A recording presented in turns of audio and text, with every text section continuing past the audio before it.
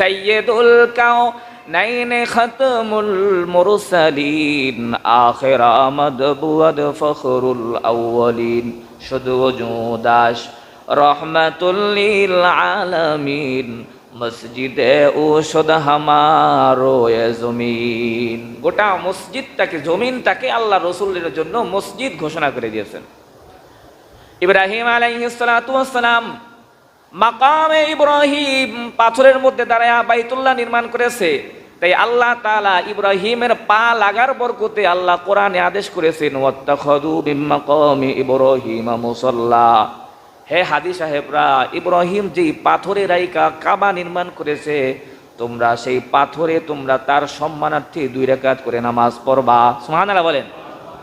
ইব্রাহিমের পা পাথরে লাগছে, তাই আল্লাহ তাআলা পাথরের সম্মান বাড়ায় দিয়া পাথরটাকে আল্লাহ নামাজের জায়গা বানায় দিয়েছে।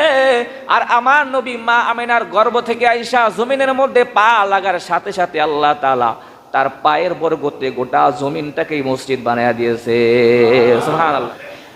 আম্মা বা'দু ফাআউযু বিল্লাহি মিনাশ শাইতানির রাজীম। বিসমিল্লাহির রহমানির রহিম।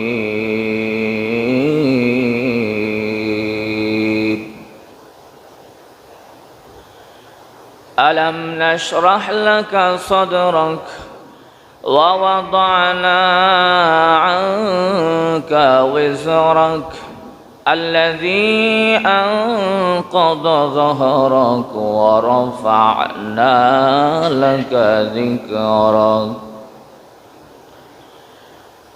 وقال رسول الله صلى الله عليه وسلم بعثت لأتمم مكارم الأخلاق. وقال عليه الصلاة والسلام أنا سيد ولد آدم ولا فخر بيدي لواء الحمد ولا فخر. وقال عليه الصلاة والسلام جعلت لي الأرض كلها مسجدا وطهورا. ونحن على ذلك من الشاهدين والشاكرين والحمد لله رب العالمين. আলহামদুলিল্লাহ, আল্লাহ পাকের কাছে লক্ষ কোটি শুকর সুজুদ যে রব্বে কারীম বরকতময় মাস রবিউল আউয়াল মাসে, নবীর আগমনের এবং বিদায়ের এই মাসে আল্লাহ তাআলা আমাদেরকে নবীর সিরাতুন নবী এবং মিলাদুন নবী, নবীজির জন্ম এবং নবীদের জীবনী থেকে ধারাবাহিকভাবে আল্লাহ তাআলা আমাদের আলোচনা শোনা এবং করা তৌফিক দান করেছেন। শুকরিয়া আদায় করে বলি আলহামদুলিল্লাহ। গত সপ্তাহে আমরা নবী পাক সাল্লাল্লাহু আলাইহি ওয়াসাল্লামের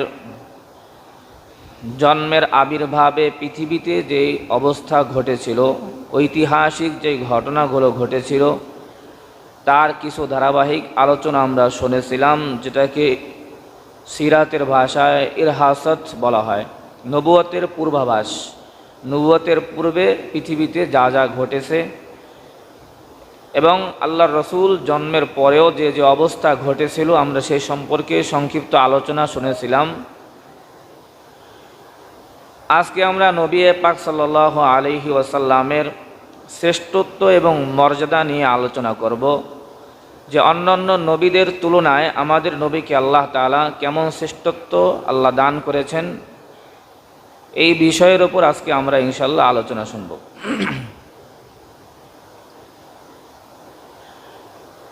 তাফসীরে কবীরের মধ্যে আল্লামা ফখরুদ্দিন রাজি রহমতুল্লাহ আলাইহি অন্যান্য নবীদের তুলনায় আমাদের নবীর শ্রেষ্ঠত্ব তুলে ধরতে গিয়ে বিস্তারিত কয়েক পৃষ্ঠা তিনি আলোচনা করেছেন। তাফসীরে কবীরের 3 নম্বর খণ্ডের মধ্যে তিলকার রুসুলু ফাদ্দালনা বা'দাহুম আলা বা'দ, 3 নম্বর পারার প্রথম পৃষ্ঠার প্রথম লাইনে উনি বিস্তারিত আলোচনা করে আমাদের রসুলের, আমাদের নবীর শ্রেষ্ঠত্বের কথা তিনি আলোচনা করেছেন। এরপরে সূরা কাউসারের মধ্যে, সূরা কাউসারের তাফসীর করতে গিয়ে উনি আল্লাহর রসুলের মুআজিজা এবং অন্যান্য নবীদের তুলনায় আমাদের নবীকে আল্লাহ তাআলা কেমন শ্রেষ্ঠত্ব দান করেছেন এবং তার মুআজিজার পূর্ণতা দান করেছেন, এগুলো উনি বিস্তারিত কয়েক পৃষ্ঠা আলোচনা করেছেন।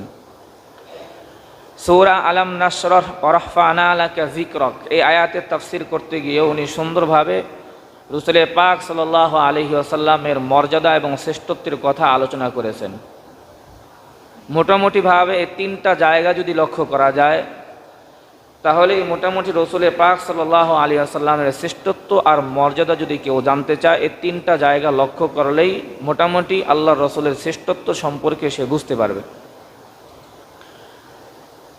সূরা কাউসারের মধ্যে অন্যান্য নবীদেরকে আল্লাহ তাআলা যে মুআজিজা দিয়েছেন আর আমাদের নবীকে আল্লাহ যে মুআজিজা দিয়েছেন একটা তুলনা উনি করেছেন, যে অন্যান্য নবীদের মুআজিজা ছিল আংশিক, কিন্তু আমাদের নবী আল্লাহ যে মুআজিজা দান করেছেন তার পূর্ণতা আল্লাহ দান করেছেন। সকল নবীদেরকে আল্লাহ তাআলা যে মুআজিজা দান করেন নাই, একাই আল্লাহ রসুলকে তার চাইতে বেশি মুআজিজা দান করেছেন।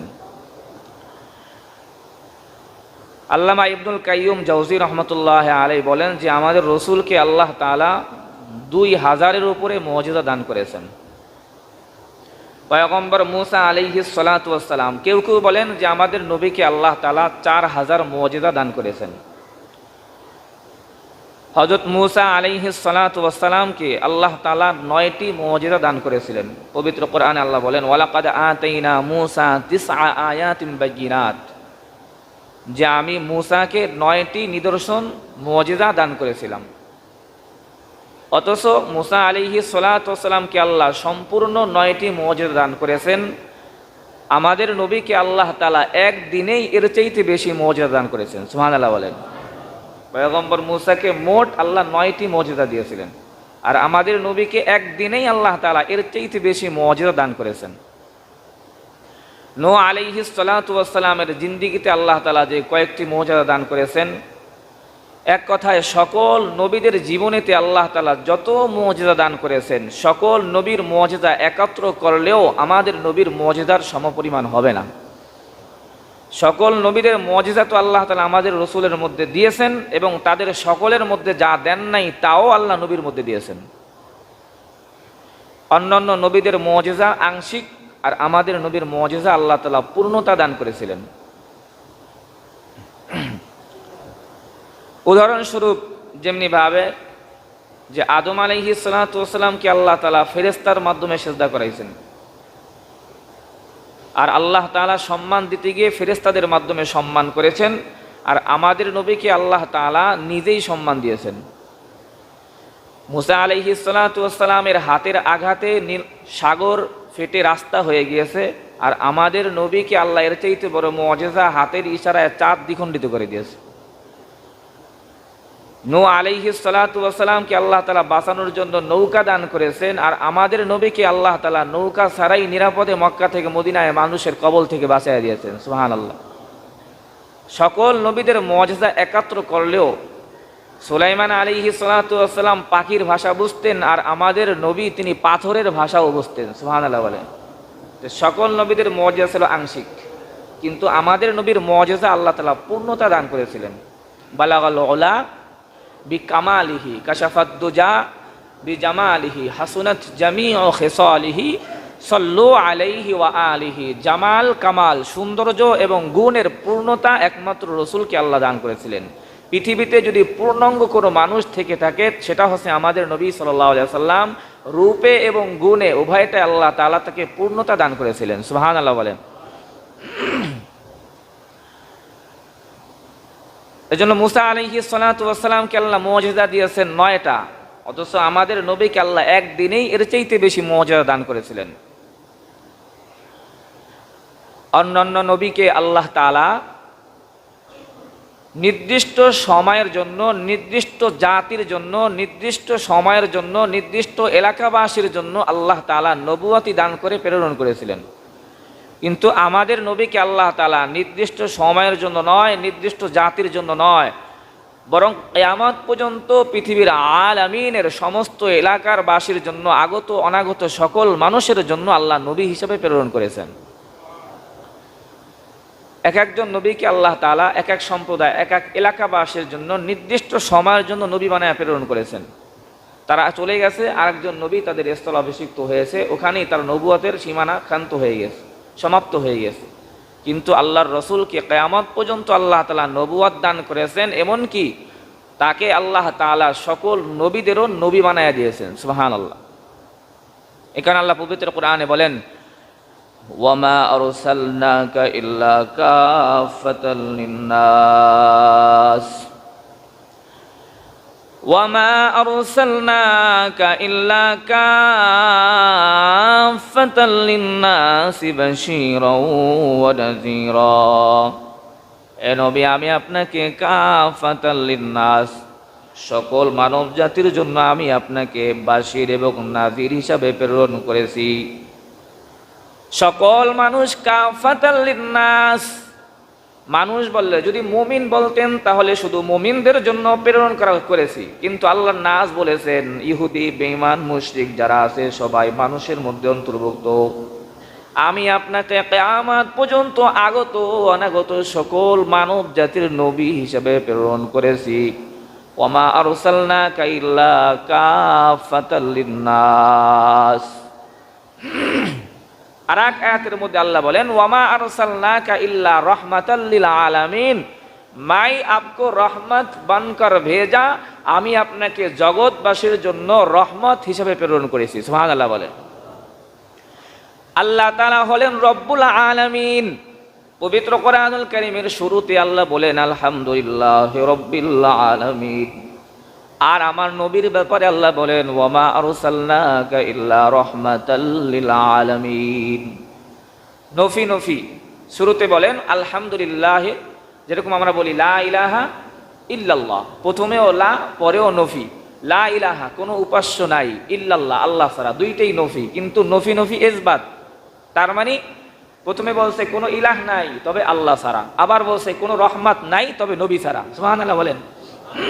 ওয়ামা আরসালনাকা ইল্লা রাহমাতান, আমি রহমত স্বরূপ কাউকে প্রেরণ করি নাই।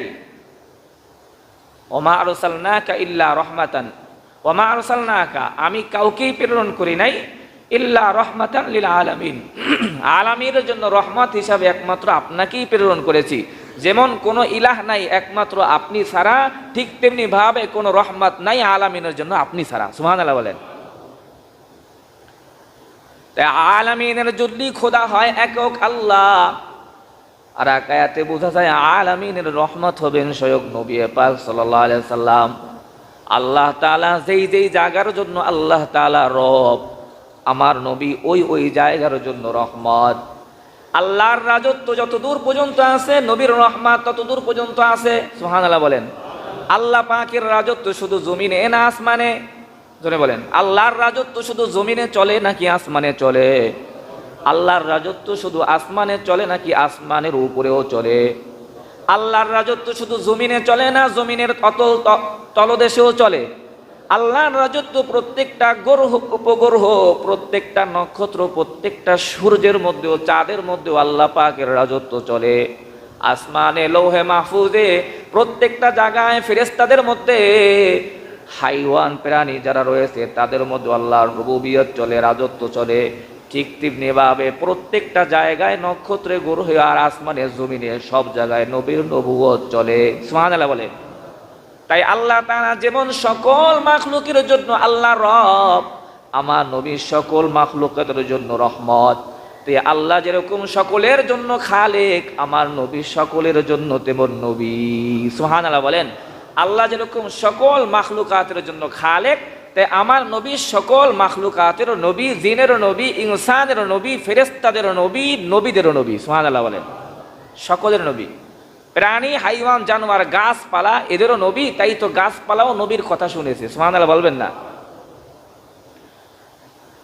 এজন্য আল্লাহ তাআলা তার রাসূলকে কাফাতাল লিন্নাস, সকল মানুষের জন্য রাসূলকে আল্লাহ রাসূল বাশির নাযির হিসেবে প্রেরণ করেছেন, সকল মানুষের জন্য রহমত স্বরূপ প্রেরণ করেছেন।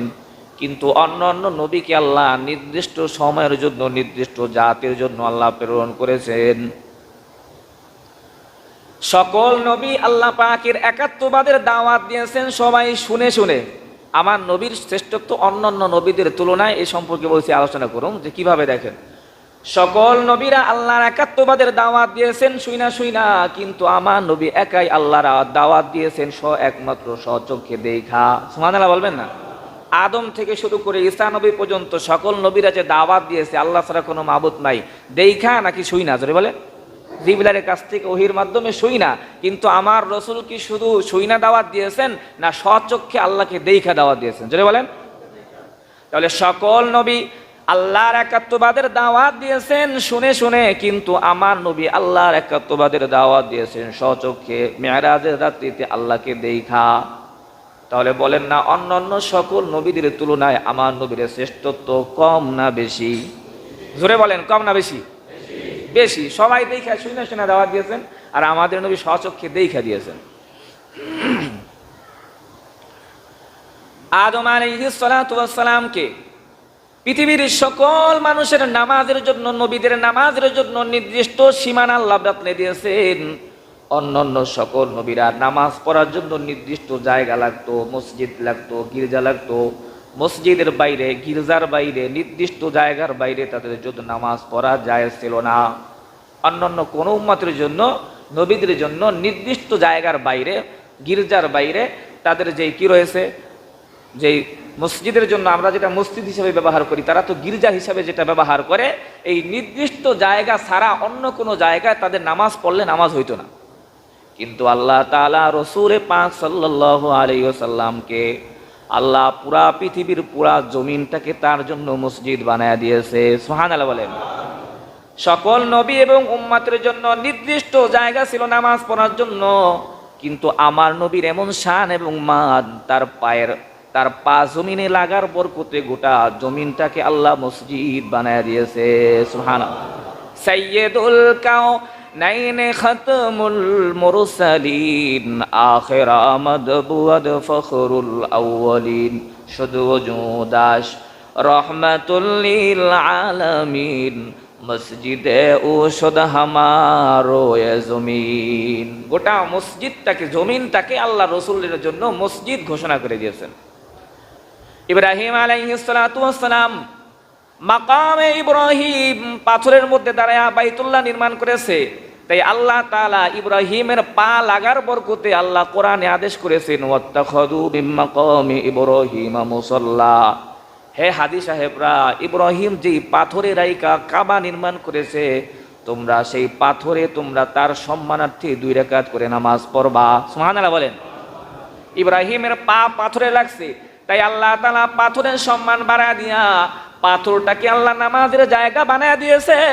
আর আমার নবী মা আমিনার গর্ভ থেকে আইসা জমিনের মধ্যে পা লাগার সাথে সাথে আল্লাহ তাআলা তার পায়ের বরকতে গোটা জমিনটাকেই মসজিদ বানায় দিয়েছে।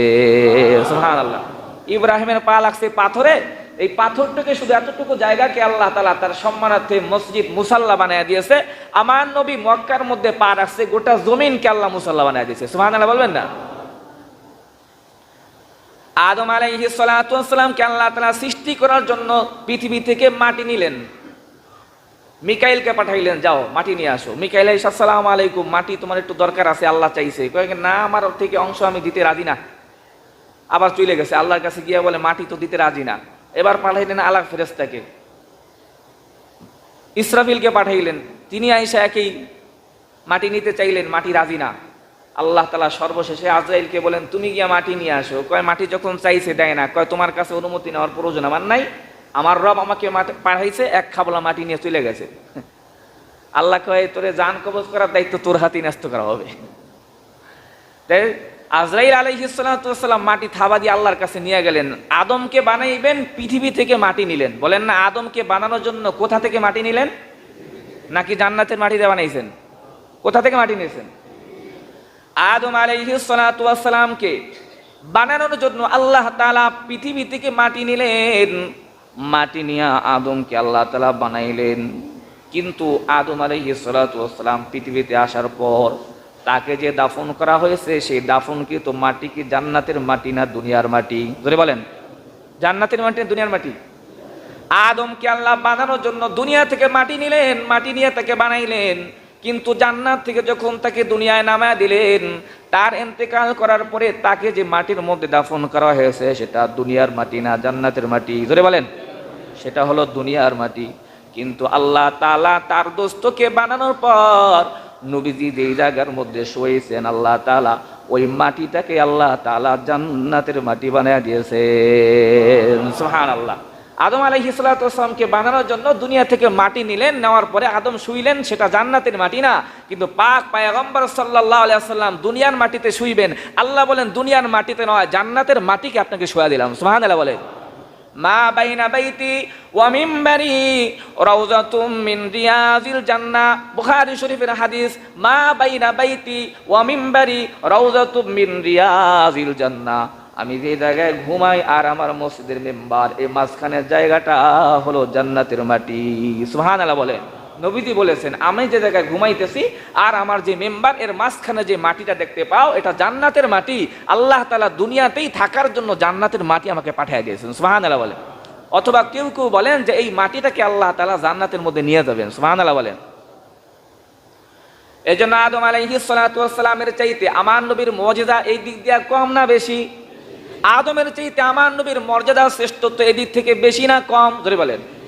একজনকে আল্লাহ জান্নাতের আল্লাহ দুনিয়ার মাটি দিয়ে বানায়া আল্লাহ বা দুনিয়ার মাটিতে তাকে শোয়া দিয়েছেন, আর একজনকে আল্লাহ বানানোর পর জান্নাতের মাটিতে তাকে শোয়া দিয়েছেন।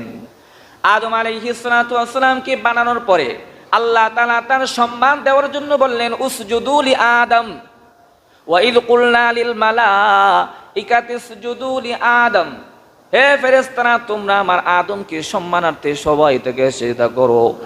ফাসাজাদাল মালাইকাতু কুল্লুহুম আজমাউন, সকল ফেরেশতারা আদমকে সিজদা দেওয়ার জন্য সবাই মাথা ঝুঁকিয়ে দিল। এটা কিন্তু কপাল একেবারে মাটিতে রাইখা সিজদা নয়, সম্মানার্থে মাথা ঝুঁকিয়ে সিজদা করছেন। কপাল মাটিতে ঠেকানো একমাত্র কার জন্য? যদি বলেন। আর এই উম্মাত যেহেতু সর্বশ্রেষ্ঠ উম্মাত, এ কারণে আল্লাহ তাআলা এটাও আমাদের জন্য জায়েজ রাখেন না যে মাথা ঝুঁকায় কাউকে কি করা হবে? সম্মান করা হবে। কারণ শিরিকের কোনো ঘ্রাণ আল্লাহ তাআলা এই উম্মতের মধ্যে রাখেন নাই। আগের জামানার উম্মতের জন্য সম্মানার্থে মাথা ঝুঁকানো জায়েজ ছিল, কিন্তু এটা যেহেতু তার নবীর সর্বশ্রেষ্ঠ উম্মাত, এই উম্মতের জন্য শিরিকের কোনো যাররা পরিমাণ অংশ যেন ঘ্রাণ যেন না পাওয়া যায়, এই কারণে আল্লাহ তাআলা মাথা ঝুঁকানোটাও হারাম করে দিয়েছেন। সুবহানাল্লাহ বলেন। তা আদম আলাইহিস সালাতু ওয়াস সালামকে সম্মান দেওয়ার জন্য সবাই মাথা ঝুঁকাইলেন। কিন্তু বলেন না আদমকে বানানোর পর সবাই ভাবতে পারেন আদমকে আল্লাহ ফেরেশতা দিয়ে সিজদা দেওয়াইছে, তাহলে তো আমার নবীর চাইতে আদমের দাম বেশি হয়ে যায়। না না, আমার নবীকে বানানোর পর আল্লাহ তাআলা ফেরেশতাদেরকে দুরূদ পড়ার আদেশ দিয়েছেন, আর আদমকে বানানোর পর সিজদা দেওয়ার আদেশ করেছেন। কিন্তু সিজদার সময়টা ছিল নির্দিষ্ট সময়ের জন্য, অর্থাৎ সবাই সিজদা করো, মাত্র সিজদা করতে কয় মিনিট সময় লাগে? ধরে বলেন। শুধু মাথা ঝুঁকাইছে আর উঠাইছে, সময় নির্দিষ্ট সীমিত সময়ের জন্য, বাস খতম। এখানেই তার মুজিজা, তার সম্মান খতম। শুধুমাত্র সিজদা করো আর মাথা ঝুঁকাইছে আর উঠাইছে, নির্দিষ্ট সময়ের মধ্যে আদমকে সম্মান করানো হয়েছে। কিন্তু আল্লাহ তাআলা তার রাসূলের উপর দুরূদ পাঠ করার ক্ষেত্রে নির্দিষ্ট কোনো সময় আল্লাহ তাআলা বেঁধে দেন নাই, বরং কিয়ামত পর্যন্ত হয় রুকুর হালতে, সিজদার হালতে, তাশাহুদের হালতে বৈশাও আমার নবীর দুরূদ তোমরা পড়তে থাকবা। সুবহানাল্লাহ। আদমের সিজদার জন্য সময় নির্দিষ্ট, কিন্তু আমার নবীর দুরূদ পাঠ করার জন্য সময় কোনো নির্দিষ্ট না। রাসূল বলেন আমার যতবার কেউ আমার উপর দুরূদ পাঠ করবে, একবার দুরূদ পাঠ করবে, আল্লাহ তাআলা 10টা রহমত সরাসরি তার উপর আল্লাহ তাআলা নাজিল করবেন। সুবহানাল্লাহ। তাহলে বলেন না আল্লাহ তাআলা সিজদা করেছিলেন সময় নির্দিষ্ট সময়ের জন্য, ওটা ওখানেই খতম। কিন্তু রাসূলকে আল্লাহ তাআলা যে সম্মানটা দিলেন, এটা কি নির্দিষ্ট সময়ের জন্য নাকি কিয়ামত পর্যন্ত? সুবহানাল্লাহ বলে। কিয়ামত পর্যন্ত দুরূদ পাঠ করতে থাকবা। শুধু তাই না, আল্লাহ তাআলা আলাদা এক জাত ফেরেশতা সৃষ্টি করেছেন, ওই ফেরেশতাদের দায়িত্ব আল্লাহ তাআলা দিয়ে দিয়েছেন। কিয়ামত পর্যন্ত তোমাদের চাকরি আর তোমাদের দায়িত্ব হলো শুধু আমার দোস্তের উপর দুরূদ পাঠ করবা। সুবহানাল্লাহ বলেন। তোমাদের চাকরি আর দায়িত্ব হলো কি? বলেন, শুধু আমার দোস্তের উপর কি করবা? দুরূদ পাঠ করবা। কিয়ামত পর্যন্ত এমন ফেরেশতার এক ঝাঁক আল্লাহ বানায় রাখছেন। আর আদমকে সেজদা দেওয়ার জন্য কি আলাদা আবার ফেরেশতা বানায় রাখছে? আবার সেজদা দিতে থাকবা, শেষ, ওখানেই খতম। কিন্তু আমার রসুলকে আল্লাহ তাআলা দুরূদ পড়ানোর জন্য কিয়ামত পর্যন্ত আল্লাহ তাআলা ফেরেশতা তৈরি করে রাখছেন। শুধু তাই না, আল্লাহর রসুল রওজার মধ্যে অবস্থান করতেছেন, হাদিসে পাকের মধ্যে আছে প্রত্যেক দিন আসমান থেকে 70,000 ফেরেশতা আইসা রসুলের কবরের পাশে দাঁড়ায়া দুরূদ পাঠ করতে থাকে। শুধু তাই না, হাদিসে পাকের মধ্যে আছে কিয়ামতের দিন নবী যখন কবর থেকে উঠবেন 70,000 ফেরেশতা নবীর পাশে দুরূদ পাঠ করতে করতে নবীকে অভ্যর্থনা দিতে দিতে হাসরের ময়দানে নিয়ে যাবেন। তাহলে সেজদা সীমিত সময়ের জন্য ছিল, আর দুরূদটা পুরা কিয়ামত পর্যন্ত। শুধু তাই নয়, বলেন না সেজদা দেওয়ার সময় কি আল্লাহ ফেরেশতাদের সাথে শরীক ছিল কিনা? বলেন বলেন, আল্লাহ কি ফেরেশতাদের সাথে শরীক ছিল? আল্লাহ বলেন তোমরা আদমকে সম্মান দেওয়ার জন্য মাথাটা একটু ঝুঁকায় দাও। সবাই সেজদা দিয়েছিল, মাথা ঝুঁকায় দিয়েছিল, কিন্তু আল্লাহ কি শরীক ছিল? ছিল না। খেয়াল করবেন, এখানেও আদম আলাইহিস সালাতু ওয়াস সালামের সেজদা পায়াও আমাদের নবী সেজদা না পায়াও আদমের চাইতে শ্রেষ্ঠ। কি কারণে? আদম আলাইহিস সালাতু ওয়াস সালামের সেজদা সীমিত সময়ের জন্য ছিল, আর আমার নবীর দুরূদ কিয়ামত পর্যন্ত আল্লাহ দিয়ে দিলেন। আদম আলাইহিস সালাতু ওয়াস সালামের সেজদা ছিল মাত্র, আল্লাহ তাআলা নিজে শরীক হয় নাই, শুধু ফেরেশতাদেরকে বলছেন তোমরা কি করো, সেজদা করো। কিন্তু আল্লাহ তাআলা তার রাসূলের ব্যাপারে যখন আদেশ করলেন, আল্লাহ বলেন ইন্নাল্লাহা ওয়া মালাইকাতাহু ইউসাল্লুনা আলান নবী, হে ফেরেশতারা, আদমকে শুধুমাত্র তোমরা সেজদা দিয়েছিলা, কিন্তু আমার নবীকে দুরূদ পড়ার ক্ষেত্রে তোমরা শুধু একা না, তোমরা দুরূদ পাঠ করতে থাকো, আমিও তোমাদের সাথে কিয়ামত পর্যন্ত আছি। সুবহানাল্লাহ বলেন। আল্লাহ নিজেও শরীক হয়ে গেছেন ফেরেশতাদের সাথে। সেজদা দেওয়ার ক্ষেত্রে আল্লাহ শরীক হন নাই, কিন্তু দুরূদ পড়ার ক্ষেত্রে আল্লাহ নিজে শরীক হয়ে গেছে। সুবহানাল্লাহ বলবেন না? তাহলে আমার নবীর শান কম না বেশি? জোরে বলেন, আমার নবীর মান এবং মর্যাদা আদমের চাইতে কম না বেশি? এজন্যই তো আল্লাহ নিজে দুরূদের মধ্যে শরীক হয়ে গেছেন। আল্লাহ নিজে নামাজ পড়ে না। আল্লাহ কি নামাজ পড়ে নাকি? জোরে বলেন। আল্লাহ নামাজ পড়ে না, আল্লাহ রোজা রাখে না। আল্লাহর কি গুনাহ হইতেছে নাকি? আল্লাহ নামাজ পড়ে না, আল্লাহ তাআলা নিজে রোজা রাখেন না, আল্লাহর হজ করার প্রয়োজন পড়ে না, যাকাত দেওয়ার প্রয়োজন পড়ে না, কোনো কিছুই আল্লাহর দরকার হয় না। কিন্তু আল্লাহ নিজে স্বেচ্ছায় তার রসুলকে এত পরিমাণ মোহাব্বত করেন যে নিজে স্বয়ং তার রসুলের উপর দুরূদ পাঠ করেন। সুবহানাল্লাহ বলে, স্বয়ং নিজেও এই আমলের মধ্যে জুড়ে যান আল্লাহ নিজে। তার দোস্তের শান এবং মর্যাদা আল্লাহ বলেন ওয়ারাফা'না লাকা যিকরাক, হে নবী আমি আপনার শান এবং মানকে আকাশচুম্বী করে দিয়েছি। ওরা চেয়েছিল আপনাকে নির্বংশ বলেছিল, ইন্না শানি আকা হুয়াল আফতার, আপনি নাকি নির্বংশ, আপনার সন্তান মারা গেছে, আপনার নাম আর গুণাগুণ বর্ণনা করার মানুষ পৃথিবীতে কেউ থাকবে না, আপনার বংশের বাতি নিভে গেছে। না না না, ইন্না আতাইনা কাল কাউসার, আমি আপনাকে যে কাউসার দান করেছি, লক্ষ লক্ষ সন্তানের চাইতে বেশি দরদি উম্মতেরা আপনার জন্য পাগল পারা হয়ে যাবে। সুবহানাল্লাহ বলে, সন্তান বাপের শত্রু হয়ে যেতে পারে, কিন্তু আপনার জন্মদাতা সন্তান না হয়েও কোটি কোটি কিয়ামত পর্যন্ত আপনার উম্মতেরা আপনার জন্য জান দেওয়ার জন্য পাগল হয়ে থাকবে। সুবহানাল্লাহ বলে, ইন্না আতাইনা কাল কাউসার, এই আয়াতের তাফসীর করতে গিয়ে আল্লামা ফখরুদ্দিন রাজি রহমতুল্লাহ বলেন ইন্না আতাইনা কাল কাউসার মানে আমি আপনাকে কাউসার দান করেছি। আর এক ব্যাখ্যায় উনি বলেন আমি আপনাকে অগণিত রুহানি সন্তান দান করেছি। সুবহানাল্লাহ বলেন, যে সন্তানরা নিজেদের জান উৎসর্গ করে আপনাকে যারা মহব্বত করবে, পৃথিবীর কোথাও আপনার নামে যদি কেউ বিষোদ্গার করে, আপনার সব সন্তানরা তরবারি হাতে তার শায়েস্তা করার জন্য দাঁড়ায় যাবে। সুবহানাল্লাহ বলেন, ইন্না আতাইনা কাল কাউসার, আমি আপনাকে কাউসার এত পরিমাণ অধিক্য আপনাকে দান করেছি যে সন্তান, আপনার জন্মদাতা সন্তান না থাকলে কি হয়েছে, কোটি কোটি সন্তান আপনার রুহানি সন্তান থাকবে, জন্মদাতা সন্তানের চাইতে তারা আপনাকে বেশি মহব্বত করবে। শুধু তাই নয়, ওয়ারাফা'না লাকা যিকরাক, এই আয়াত যখন নাজিল হইল, জিবরাইল আমিন এসে বলে ইয়া রাসূলুল্লাহ আপনি কি জানেন আল্লাহ তাআলা আপনার মর্যাদা কিভাবে উঁচু করেছেন? না তা জানি না তো। তখন জিবরাইল আমিন বললেন যে আল্লাহ তাআলা বলেন ইজা যুকিরতু যুকিরতা মাই, যেখানে আমার নামের আলোচনা করা হবে, আমার প্রশংসা করা হবে, ওগো নবী আমার নামের সাথে সাথে আপনার নামেরও আলোচনা করা হবে। সুবহানাল্লাহ বলেন, যেখানেই মানুষ লা ইলাহা ইল্লাল্লাহ বলবে সেখানেই মুহাম্মাদুর রাসূলুল্লাহ বলবে। আজানের মধ্যে আজান যখন আশহাদু আল্লা ইলাহা শেষ হবে, ওগো নবী আমার আজানের পরে আপনার আশহাদু আন্না মুহাম্মাদুর রাসূলুল্লাহর আওয়াজ বের হয়ে আসবে। মানুষ যখন আত্তাহিয়াতু লিল্লাহি বলবে, আল্লাহর জন্য যখন সবকিছু বলবে, একটু পরেই বলবে আসসালাতু ওয়াসসালামু আলাইকা ইয়া আইয়ুহান নবী, আপনার উপর দুরূদ আর সালাম বর্ষণ করা শুরু করবে। আজানের মধ্যে, ইকামতের মধ্যে, দুরূদের মধ্যে, সব জায়গার মধ্যে আমি আমার নামের পরেই আপনার নামের গুণাগুণ গাইতে শুরু করে দিব। সুবহানাল্লাহ বলেন। সব জায়গায় আপনার নাম বুলন্দ করে দেওয়া হবে। রাফা'না লাকা যিকরাক।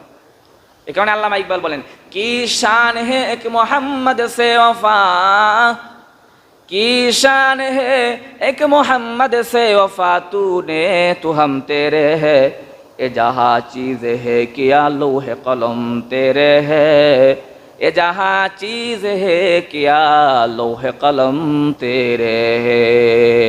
মোহাম্মদের শান, মোহাম্মদকে যদি আল্লাহকে যদি কেউ পেতে চাও, মোহাম্মদকে ভালোবেসো, তাহলে আল্লাহকে পেয়ে যাবা। সুবহানাল্লাহ বলেন, কি শান হে এক মোহাম্মদ সে ওফা, तूने तो हम तेरे है, ये जहाँ चीज़ है किया लौहे कलम तेरे है। এই কারণে আমার নবী সাল্লাল্লাহু আলাইহি ওয়াসাল্লামকে আল্লাহ তাআলা যে দুরূদ পাঠ করলেন, আল্লাহ নিজেও সেই দুরূদের সাথে শরীক হয়ে যান। এই কারণে আদমের মুজিজার চাইতে, আদমের সম্মানের চাইতে আমার নবীর সম্মান আরো বেশি বেশি রয়েছে। পয়গম্বর সুলাইমান আলাইহিস সালাতু ওয়াস সালামকে আল্লাহ তাআলা পাখির ভাষা শিখিয়ে দিয়েছেন। পয়গম্বর সুলাইমান বলেন, ইয়া আইয়ুহান নাস উল্লিমনা মানতিকাত তায়র, হে পৃথিবীর মানুষ সকল, আল্লাহ তাআলা আমাকে পাখির বলি, পাখির ভাষা আমাকে শিক্ষা দিয়েছেন। বলেন না, পাখি তো তারপরও কিচিরমিচির করে মনের ভাব কথা প্রকাশ করার জন্য কোন একটা ভাষা ব্যবহার করে, কিন্তু পাথরের কোনো মুখ আছে কিনা জোরে বলেন? পাখির তো মুখ আছে, কিছু একটা বলে, কিন্তু পাথরের কি মুখ আছে? পাথরের কি মুখ আছে জোরে বলেন? পাখির মুখ আছে, কথা বলে। পয়গম্বর সুলাইমান বুঝতে পারে, আর আমার নবী পাথর কালেমা পড়ে তাকে সাক্ষী দেয়, এটা আমার নবী সকানে শুনতে পেয়েছেন। সুবহানাল্লাহ। মুসলিম শরীফের হাদিস, নবীজি বলেন যে আমি নবুয়ত পাই নাই, এর আগে মক্কার অলিতে গলিতে যখন হেঁটে যাইতাম, পাথরের ভিতর থেকে আমাকে সালাম দিত, আসসালামু আলাইকা ইয়া রাসূলুল্লাহ। আজও পর্যন্ত আমার মনে আছে কোন কোন পাথরগুলো আমাকে দেখে সালাম করছে। সুবহানাল্লাহ বলবেন না? পাখি কথা বললে তো সেটা বোঝা যেতে পারে, কিন্তু পাথরও তো আর মুখ নাই, সেটাও রসুল বুঝতেন। তাহলে পয়গম্বর সুলাইমানের চাইতে মজেদা, উত্তম মজেদা আল্লাহ রসুলকে দিয়েছেন কিনা জোরে বলেন? পয়গম্বর সুলাইমান আলাইহিস সালাতু ওয়াস সালাম তো দুনিয়ায় পাখির ভাষা বুঝতে পারতেন, কিন্তু রসুল বলেন আমাকে আল্লাহ তাআলা এমন একটা কান দিয়েছে, সামিউতু সরিফাল আকলাম। মেরাজের রাত্রিতে যখন আমি আল্লাহর সাথে দেখা করার জন্য গিয়েছিলাম, তখন আমি লৌহে মাহফুজে যে কলম দিয়ে তকদির লেখা হয়, সেই কলমের আওয়াজ আমি সকানে শুনতে পেয়েছি। সুবহানাল্লাহ। আরে সুলাইমান পৃথিবীর পাখির ভাষা শুনতেন, আর পয়গম্বর মুহাম্মদুর রাসূলুল্লাহ লৌহে মাহফুজ লেখার কলমের আওয়াজ শুনতে পাইতেন। সুবহানাল্লাহ। সামিউতু সরিফাল আকলাম, কলম যে চলতেছে এই আওয়াজটা আমি সকানে শুনতে পেয়েছি। সুবহানাল্লাহ বলবেন না? সুলাইমান আলাইহিস সালাতু ওয়াস সালাম সিংহাসন নিয়ে উড়ে যাইতেন। গুদুহা শাহরুন ওয়া রাওয়াহুহা শাহর, সকালবেলা 1 মাসের রাস্তা, বিকালবেলা 1 মাসের রাস্তা। পয়গম্বর সুলাইমান তার সিংহাসন নিয়ে উড়ে যাইতেন, কিন্তু আল্লাহ তাআলা পয়গম্বর সুলাইমানের সিংহাসন আসমানের নিচে উঠছে, আসমান ভেদ করে উপরে যেতে পারে নাই। কিন্তু আমার নবীর সিংহাসন আল্লাহ তাআলা 7 আসমান পাড়ি দিয়ে, লৌহে মাহফুজ পাড়ি দিয়ে আল্লাহর চেয়ারের সামনে নিয়ে গেছেন। সুবহানাল্লাহ বলে। সুলাইমানের সিংহাসন তো আসমানের নিচে ছিল, উপরে দেখতে পারছে জোরে বলেন? আর আমার নবীর যেই সিংহাসন আর যেই বাহন ছিল, সেই বাহনে চড়ে তো আল্লাহর রাসূল 7 আসমান পাড়ি দিয়ে আল্লাহর কাছে চলে গেছেন। নবী পাক সাল্লাল্লাহু আলাইহি ওয়াসাল্লামকে আল্লাহ তাআলা এমন শান আর মান দান করেছেন, তিলকার রাসূলু ফাদ্দালনা বাদহুম আলা বাদ। 3 নম্বর পারার প্রথম পৃষ্ঠার প্রথম লাইনে আল্লামা ফখরুদ্দিন রাজি রহমতুল্লাহ আলাইহি অন্যান্য নবীদের থেকে আমার নবীর শ্রেষ্ঠত্ব কতটুকু এটা তুলে ধরতে গিয়া সকল নবীর মুজিজা আর আমাদের নবীর মুজিজা তিনি তুলে ধরেছেন। সকল নবীর মুজিজা ছিল আংশিক, আর আমার নবীর মুজিজা ছিল তার চাইতে আরো বেশি পূর্ণাঙ্গ। সুবহানাল্লাহ বলেন। আরে পয়গম্বর মুসা আলাইহিস সালাতু ওয়াস সালাম আল্লাহকে আল্লাহ বলেন, ইযরিব বিআসাকাল বাহার, এ মুসা তুমি লাঠি দিয়া সমুদ্রের মধ্যে আঘাত করো, রাস্তা বানায় দিলাম।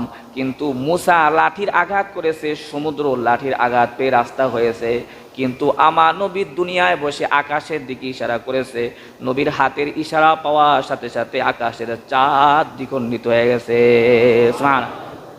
সিতারু সে চাঁদ कहता है हर दम तुम्हें क्या बताए दो टुकड़ों का आलम इशारे में आका के इतना मज़ा था इशारे में आका के इतना मज़ा था कि फिर टूट जाने को दिल चाहता है। আকাশের তারকাগুলো বারবার চাঁদকে প্রশ্ন করে, চাঁদ কার হাতের ইশারায় তুমি এভাবে দু টুকরো হয়ে গেলা? দু টুকরো হওয়ার তোমার কি প্রয়োজন ছিল? নিজেকে বিসর্জন দিয়া দিলা। আকাশের তারকাকে চাঁদ লক্ষ্য করে বলে, এরে তারকা, তুই যদি জানতি ওই মাহবুবের হাতের ইশারার মধ্যে দ্বিখণ্ডিত হওয়া কি যে মজা, তাহলে হাজারো বার আমি তার জন্য দ্বিখণ্ডিত হতে রাজি আছি। সুবহানাল্লাহ বলে। इशारे में आका के इतना मजा था कि फिर टूट जाने को दिल चाहता है। তার হাতের ইশারায় তো হাজারো বার আমাকে দ্বিখণ্ডিত হতে মন চায়। সুবহানাল্লাহ বলবেন না? এজন্য নবী পাক সাল্লাল্লাহু আলাইহি ওয়াসাল্লামকে মুহাম্মাদুর রাসূলুল্লাহ সাল্লাল্লাহু আলাইহি ওয়াসাল্লামের শান এবং মান কতটুকু আল্লাহ তাআলা ওইগুলাই সূরা কাউসারের মধ্যে বর্ণনা করেছেন। আল্লাহ বলেন, আলাম নাশরাহ লাকা সাদরাক। মুসা আলাইহিস সালাতু ওয়াসসালাম দোয়া করেছেন, রব্বিশ রাহলি সাদরি ওয়া ইয়াসসিরলি আমরি ওয়াহলুল উকদাতাম মিন লিসানি ইয়াফকাহু কাওলি। আল্লাহ, তুমি আমার বক্ষটাকে দ্বীনের জন্য উন্মুক্ত করে দাও। আমার জবানের মধ্যে যে জড়তা আছে, জড়তা যেন দূর হয়ে যায়, আমার জড়তাকে একটু দূর করে দাও। অথচ আল্লাহ তাআলা রাসূলের দোয়া করা লাগে নাই। আল্লাহ বলেন, আলাম নাশরাহ লাকা সাদরাক। ওগো নবী, দোয়া ছাড়াই আপনার হৃদয়টাকে আমি আমার জন্য উন্মোচন করে দিলাম। শুধু তাই নয়, মুসা আলাইহিস সালাতু ওয়াসসালাম তার জবানের জড়তা দূর করার জন্য আল্লাহর কাছে দোয়া করেছেন। আর আল্লাহ বলেন, ওগো নবী, আপনার জবানের জড়তা তো আমি এমন ভাবে দূর করে দিয়েছি। রাসূল বলেন, আনা আফসাহুল আরব। আরবের মধ্যে আমি পড়ালেখা না করার পরেও আমি আরবের সবচেয়ে বড় সাহিত্যিক আর বিশুদ্ধভাষী। সুবহানাল্লাহ বলেন। আনা আফসাহুল আরব। আরবের মধ্যে যত সাহিত্যিক আসো, যত বড় বড় শিক্ষিত আছে, আমি সকল শিক্ষকদের গুরু। আমি আল্লাহ তাআলা আমাকে নিজে পড়ালেখা করে সকল মানুষের মুআল্লিম হিসাবে, শিক্ষক হিসাবে প্রেরণ করেছেন। সুবহানাল্লাহ বলেন। ইন্নামা বুইস্তু মুআল্লিমান। আমি শিক্ষক হিসাবে প্রেরিত হয়েছি। কই পৃথিবীর কোনো ভাষাতে তো আল্লাহ রাসূল পড়ে নাই, কোনো শিক্ষকের কাছে আল্লাহ রাসূল পড়ে নাই। আল্লাহ বলেন, আমার দোস্তকে যদি কারো কাছে পড়াই, তাহলে তো সেই শিক্ষক, সবাই বলবো এই শিক্ষকের কাছে পড়ছে, শিক্ষকের মান আর সম্মান তখন বেড়ে যাবে। না না না, পৃথিবীর কোনো মানুষের কাছে আমার রাসূলকে পড়ায়া আমার রাসূলের শান আর মানকে আমি খাটো করতে চাই না। স্বয়ং আমি এই জিবরাইলের মাধ্যমে রাসূলকে পড়ায়া পৃথিবীর সকল মানুষের ইমাম বানায় দিব, শিক্ষক বানায় দিব। সুবহানাল্লাহ বলেন।